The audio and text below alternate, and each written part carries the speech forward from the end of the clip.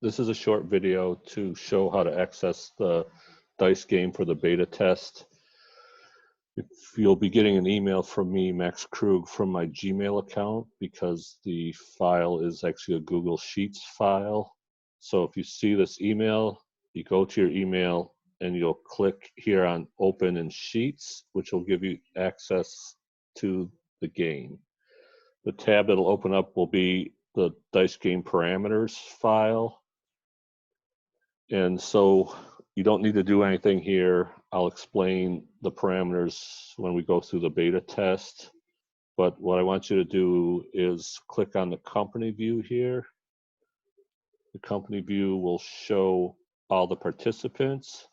And you can see the O in the chest of the operator, operator 1, operator 2, operator 3. Your name, find your name here. If you can't see the whole view, you can change the view by zooming up here. So if I go to 75%, can't quite see all of it. If I go to, you can type in, if I go to 60%. So 60% I can see the entire view. Depending on the size of your screen, you can size it however you'd like.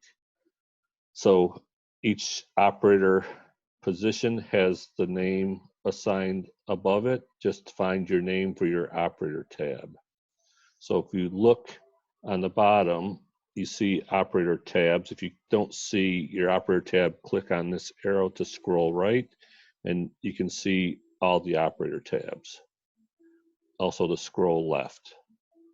So if I go to operator 2, for example, and again, I can change my zoom level.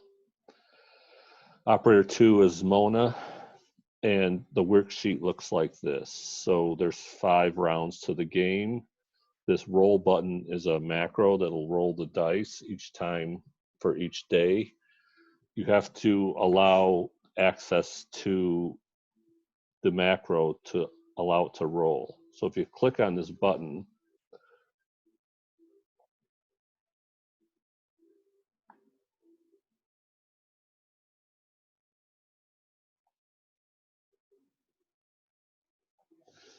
what's going to happen is it's going to come up and request authorization required. So when you hit the button, you're going to get this authorization required. We'd like you before the session to authorize. What you're going to do is hit continue here. And you can choose account to use. If you have a Gmail account, your name might show up here, or the file, the email that I sent you, the file, you just want to select that username.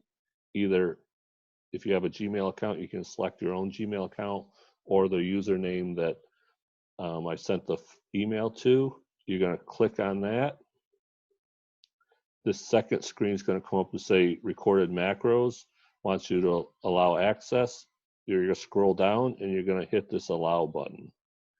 What that's going to do is allow you to access the macros. So now when I hit the roll button, it'll execute the macro, and you can see up here that it says running script. And when the script is finished, it completed the cycle, completed the script. So each time you roll the dice, it will change according to a random number generator. Sometimes you'll see if you hit roll and the cursor goes to your operator name, it executes. So sometimes it'll roll the same number twice. So you see 6 came up twice. You don't have to hit roll again. You would enter the number in here of the actual roll. So in this case, on day 1, I would roll, enter my number 6 here. And then when we say roll day 2, you're going to hit the roll button again. Again, a 5 came up, and you'd enter 5 for day 2 for round 1. So everyone will be rolling together based on my facilitation and entering their data simultaneously. Sometimes if you go to the operator tab, you'll see here that the roll button is partially covering some of the data. So to fix that problem, just click on a different tab and click back on your operator tab and it'll fix it and put it in the right position. Another way to do that is if you go and it's out of roll, you can go up here and you can refresh, reload the page. And if you reload the page, it usually comes back to the right position. So you see the roll button. The only problem is when you reload the page, it changes the zoom. So you have to go back and change your zoom percentage based on how your screen is set up. So this will work whether you're using internet, Microsoft Edge, Google Chrome, or Firefox. So those three browsers we've tested, and it works with all three browsers. So that's basically what you need to know to get started. And then when we start the game, we'll actually do facilitation further on how to actually function within your operator view.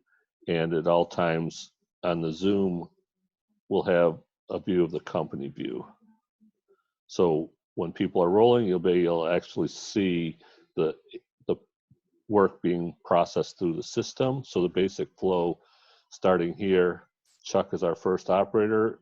Our raw materials are based on a consignment, so we only pay for them when we consume them. Chuck will move the process into Mona's working process. She will move it through the system, and you see the direction of flow comes down here. So David's working process is above him here based on the arrow. So again, the direction of flow this way, and then you can scroll. If you don't want to have too small of zoom, you can scroll down and you see Abraham is our shipper and he'll be shipping product to our customer. So that's the basic overview of the session, but we wanted to give you the heads up on how to set up the roll to allow it to run. So the first time you hit the roll button after you allow the script to run, it might be a little bit slow. Once you hit it the second time, it'll start to speed up. So if it's a little bit slow on the first roll, and you saw when I hit it the first time, it sort of delayed, then don't worry about that. Just wait a few seconds and it'll come up.